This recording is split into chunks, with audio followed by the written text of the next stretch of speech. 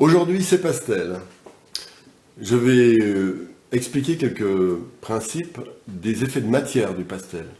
Je vais faire des petites vidéos très courtes, quelques minutes sur chacun des sujets. Alors les effets de matière, les couleurs, la manière d'être créatif, la manière de préparer son sujet, la manière de se préparer à peindre, comment avancer les tableaux, ensuite même il y aura d'autres vidéos sur comment exposer, le rapport à l'argent. J'ai aussi toute une série sur ce que j'appelle la philo-peinture. Donc je vous conseille d'aller voir les autres vidéos. Et puis surtout, n'hésitez pas à vous abonner, c'est assez important, ou à donner votre avis, c'est très important aussi. Donc aujourd'hui, c'est effet de matière. Alors, c'est quelque chose qui est pas très bien compris, les effets de matière. Nous sommes habitués à l'image en 2 dimensions, un peu comme les photos. Alors que la peinture intègre une 3e dimension, la peinture, le pastel, pour moi c'est pareil, il y a une 3e dimension, c'est-à-dire il y a une profondeur.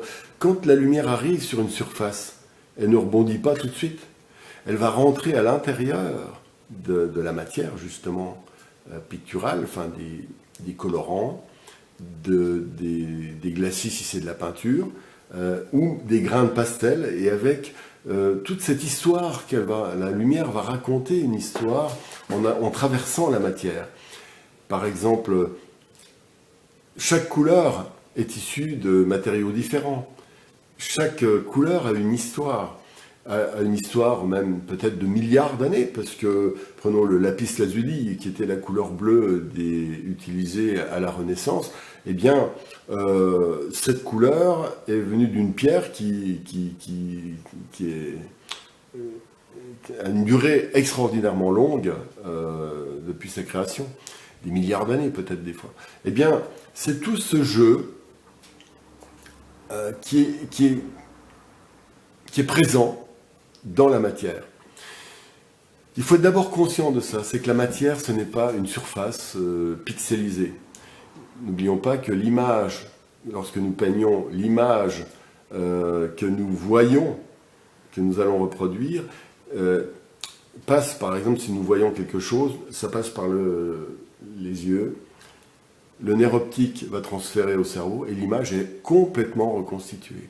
Donc en fait, il y a une recréation complète d'un univers complet dans une image. Ce n'est pas simplement la représentation, justement, que l'on se fait de ce que l'on voit.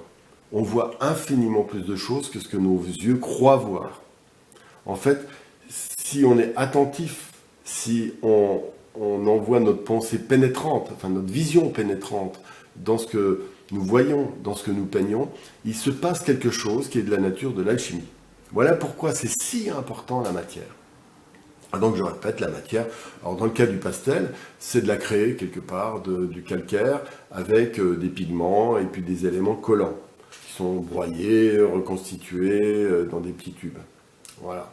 Eh bien, je répète, la lumière traverse ça dans le sens descente et dans le sens remontée. Et ce que vous voyez, c'est toute une histoire. Chaque photon qui rentre dans la matière raconte une histoire.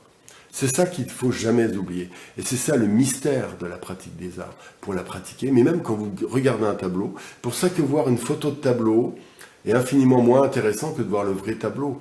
Parce qu'il raconte cette histoire. Et nous aimons tous ces histoires. Sans ces histoires, nous ne sommes rien. Nous aimons un tableau parce qu'il est en relation avec toute un contexte, avec toute une histoire justement des matériaux. Tous ces éléments-là parlent. Alors que la photo nous met vraiment à distance. Voilà. Donc la matière. Donc je vais faire quelques petits éléments de présentation de la manière de poser la matière au pastel. Beaucoup trop de personnes croient que pour peindre, il suffit par exemple de dessiner une pomme, et puis voilà, on fait l'extérieur de la pomme, l'intérieur, et on colorie, comme ça. Alors on prend la couleur rouge bien sûr, et on colorie, comme ça, voilà, tac. Puis on ne dépasse pas. Voilà, on prend la forme de la pomme et on ne dépasse pas. Voilà, on fait quelque chose. Voilà. Beaucoup de gens voient le pastel comme ça. Et puis après, il faut tartiner. Tac, tac.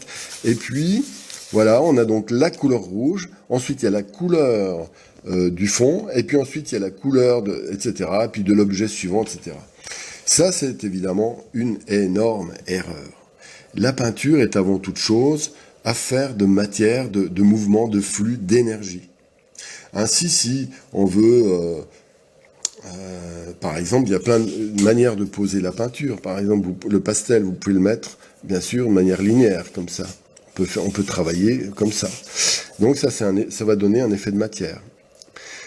Les hachures sont un petit peu dans le même esprit que lorsque nous faisons des dessins. Les hachures sont un petit peu comme lorsque nous faisons du dessin au crayon de papier. Vous voyez, toujours cette idée de faire des traits réguliers. Mais il y a d'autres manières de peindre. Il y a le pointillisme. On pourrait très bien faire un tableau impressionniste en faisant des points. Mais il y a aussi d'autres manières. Alors, je vais prendre une autre couleur parce que là, il faut évidemment un pastel qui est sans papier. Et on peut, par exemple, jouer avec des effets comme ça. Voilà une manière, par exemple, de poser le pastel. On peut travailler avec je sais pas, mais on pourrait imaginer des virgules. Voilà. Et tout ça va donner des effets de matière différents. Il y a encore d'autres manières de travailler. Par exemple, évidemment, on peut aussi faire quelque chose de régulier.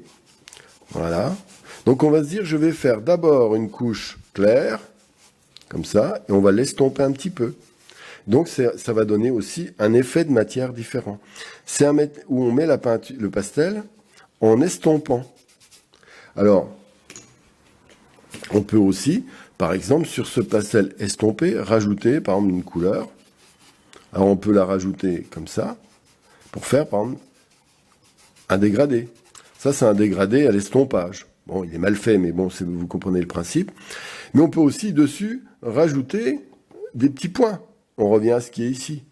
Et puis, pourquoi pas, avec une couleur différente, refaire des rouges.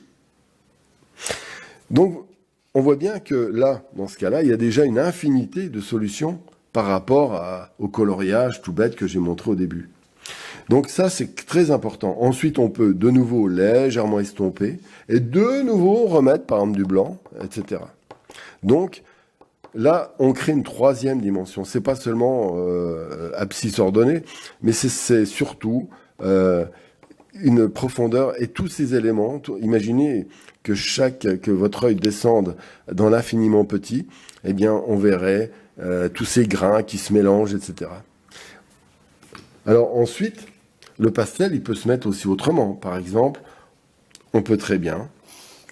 Moi, ce que j'aime bien faire, c'est ça. Et là, je vais le montrer sur mes tableaux un petit peu. Ça, c'est on va dire, les schémas habituels avec lesquels on peut travailler. On peut en connaître d'autres. Par exemple, on peut simplement caresser comme ça. Vous voyez? Ah bah là, celui-là, c'est la même couleur, ça va pas.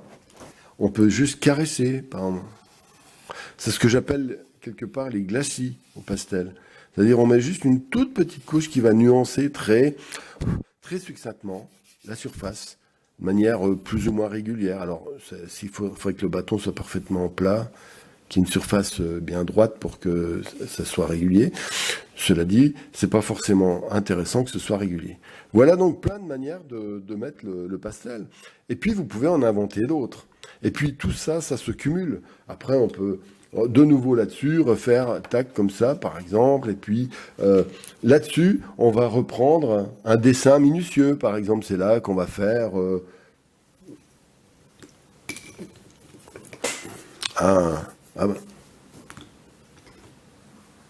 on va dessiner une branche, je sais pas, voilà, tac, avec des feuillages, voilà. Si vous donnez une branche contre-jour, voilà. Donc la matière est très importante, parce que si vous ne faites pas une branche avec souplesse, un peu comme les feuilles se mettent sur une branche d'arbre, eh bien vous n'aurez aucune vitalité. Donc la matière, c'est pas seulement un jeu esthétique, c'est aussi une manière de restituer l'esprit de la vie Hein, si on fait un arbre, voilà, moi il est mal fait, là, c'est pas l'objet. Mais c'est juste pour vous montrer tout un ensemble d'éléments. Donc une autre manière de mettre les effets de matière, c'est par exemple, moi c'est un truc que j'aime bien faire, alors il y a les points, vous voyez, donc déjà je garde mes gammes de couleurs, mais pareil ce sera l'objet d'une autre d'une vidéo. Là par exemple, je vais donc... Mais je peux aussi faire une chose que j'aime bien faire, qui est une espèce de jeu. Là, faut y aller doucement parce que le jaune est fort. Voilà, donc simplement en faisant rouler le pastel comme ça et en le glissant, je crée des espèces de filaments. Alors je peux varier, donc là je peux en faire des plus clairs, mais pas de trop. Puis ensuite je peux légèrement estomper partout ou un petit peu, rajouter quelques petits points, puis quelques éléments de structuration. Par exemple, là j'ai un brin, et là je vais prendre mon crayon. Alors là le brin va être intéressant pour ça. Alors je peux travailler aussi avec les crayons. Voilà. Et donc je vais, vous voyez, donc légèrement corriger. Voilà. Donc l'ensemble de la couche colorée se met progressivement par un jeu infini de méthodes, d'astuces, de choix gestuels, de choix colorés, d'estompage ou pas, etc.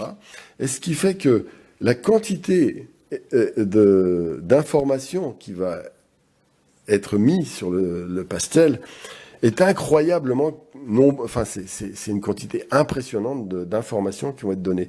Et quand le spectateur regarde le tableau, en fait le sujet lui-même n'est que le prétexte à une promenade esthétique qui va être consciemment et inconsciemment porté par tous ces microscopiques éléments qui vont donner de la vie. Voilà. Ensuite, la matière peut être complétée par voilà, des petits... Ah là, c'est pas beau, par exemple. Moi, ça me plaît pas du tout. C'est trop dur. Et ça rompt cette logique complète du jaune. Donc, vous voyez, il y a aussi un petit côté tâtonnement. Si ça va pas, vous voyez, vous n'en faites pas 200. Vous en faites 3, vous estompez un peu, tac, et vous remettez, voilà, une couleur plus appropriée qui est, à mon avis, dans les orangés, dans ce cas-là, etc. Voilà, encore un autre effet de matière. Ici, par exemple, je voudrais légèrement adoucir et faire un petit peu plus frais. Eh ben, je vais faire ça. Vous voyez, des petites hachures tout douces. Voilà. Mais je ne fais pas comme ça. Vous voyez, voilà, comme ça, pouf, et puis pouf, pouf, pouf. Voilà. Ça, c'est l'erreur de débutant. D'accord ? À éviter. Essayez de garder le plus frais possible tous vos effets de matière, parce que ce sont eux qui vont être intéressants. Il vaut mieux faire trop d'effets de matière et les adoucir légèrement. Par exemple, je pourrais très bien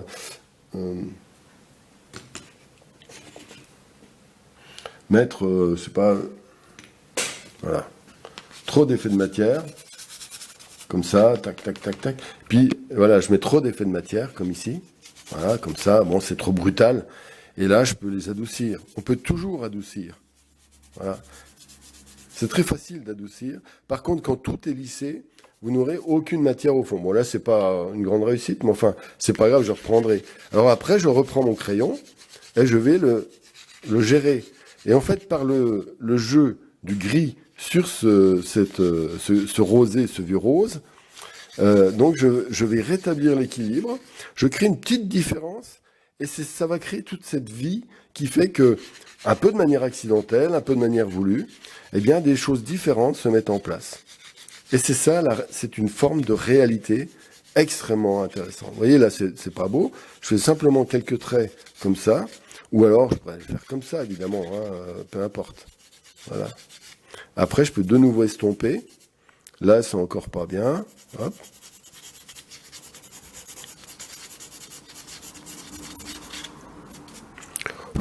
Voilà. Alors bon, c'est encore pas ce qu'il faut, mais vous comprenez le principe, tout simplement.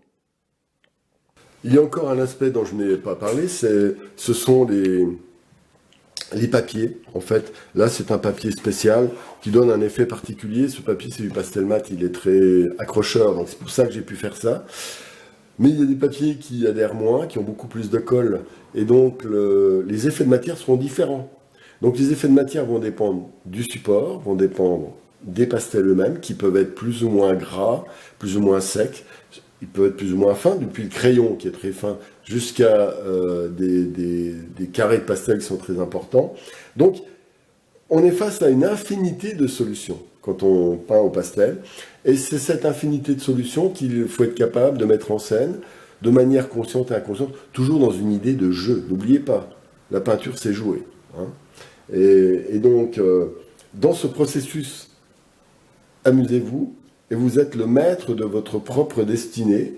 Le pastel, le petit carré qui est devant vous, le petit rectangle, est en fait le territoire de votre liberté symbolique, et il faut en profiter. Vous êtes l'empereur d'un territoire de la taille de vos chaussures, terme que j'aime bien utiliser, et en fait, c'est ça qui est merveilleux dans la pratique artistique, c'est que nous sommes dans une posture de liberté totale, qui s'oppose évidemment à la tendance malsaine de tout un monde de vouloir tout contrôler.